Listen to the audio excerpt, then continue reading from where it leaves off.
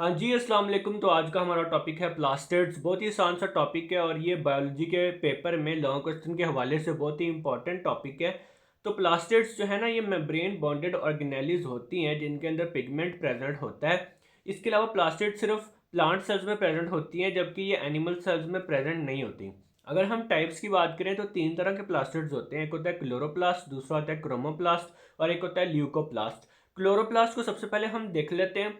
ये membrane bonded structures होते हैं जिनके अंदर ग्रीन पिगमेंट प्रेजेंट होता है, जिसे हम क्लोरोफिल कहते हैं।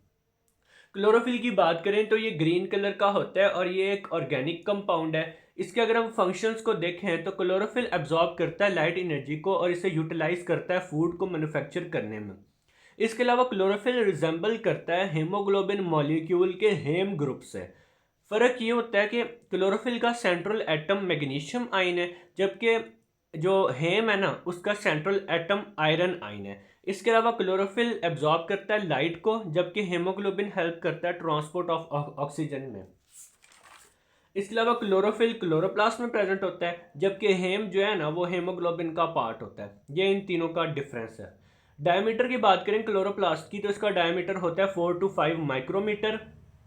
अगर हम क्लोरोप्लास्ट को लाइट माइक्रोस्कोप के अंडर देखें तो ये आपको अपीयर होगा हेट्रोजीनियस स्ट्रक्चर के तौर पे, जिसके अंदर स्मॉल ग्रैन्यूल्स प्रेजेंट होते हैं। इन स्मॉल ग्रैन्यूल्स को हम ग्राना कहते हैं। ठीक है, ग्राना प्लूरल है, जबकि जो सिंगुलर है ये ग्रानम है। अच्छा, जो ग्राना होते हैं ना, ये एम्बेडेड होते हैं मैट्रिक्स ऑफ क्लोरोप्लास्ट में। ये बेसिकली ग्राना होते हैं और ये मैट्रिक्स जो क्लोरोप्लास्ट का ना, इसके अंदर एम्बेडेड है। अगर हम इलेक्ट्रॉन माइक्रोस्कोप के अंदर देखें क्लोरोप्लास्ट को, तो ये तीन पार्ट शो करता है। एक होता है इन्वेलप, दूसरा होता है स्ट्रोमा, तीसरा होता है थैलाकॉइड।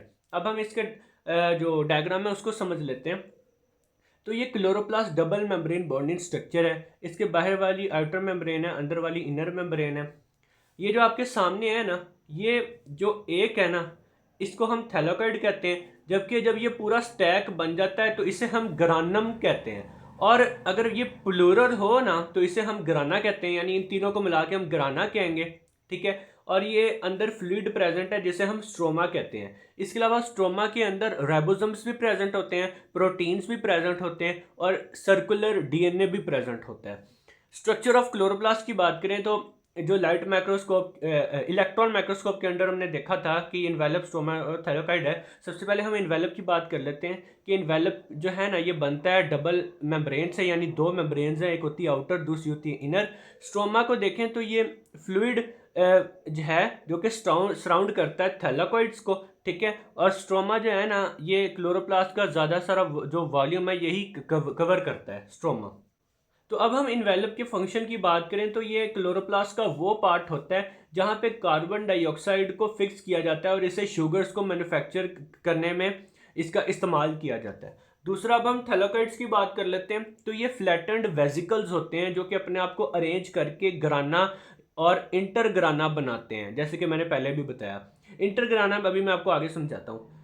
ग्रानम जो है ये क्या होता है कि पाइल ऑफ थैलाकॉइड्स होते हैं, जो पहले भी बताया, जो कि अरेंज होते हैं ये एक दूसरे के ऊपर क्वाइंस की तरह। ठीक है, और एक ग्रानम के अंदर ना 50 या फिर इससे ज़्यादा थैलाकॉइड्स प्रेजेंट हो सकते हैं। और ग्रानम जो होता है ना, ये ग्रीन कलर में प्रेजेंट होता है। इंटरग्रानम को देखें तो ईच ग्रानम, जो पूरा ग्रानम है, वो जो ग्रानम है ना, आपस में इंटरकनेक्टेड होते हैं इंटरग्राना के जरिए। ठीक है, और ये नॉन ग्रीन कलर का होता है। अब हम बात कर लेते हैं क्रोमोप्लास्ट की। ये जो है ना, ये पार्ट करता है कलर्स को, उन पार्ट्स को जो कि ग्रीन नहीं होते। ठीक है, और ये प्रेजेंट होता है फ्लावर्स के पेटल्स में, और इसके अलावा जो राइपन्ड फ्रूट्स होते हैं ना, उनमें भी ये प्रेजेंट होता है। फंक्शन की बात करें तो ये पोलिनेशन के प्रोसेस में हेल्प करता है और डिस्पर्सल ऑफ सीड्स में भी हेल्प करता है।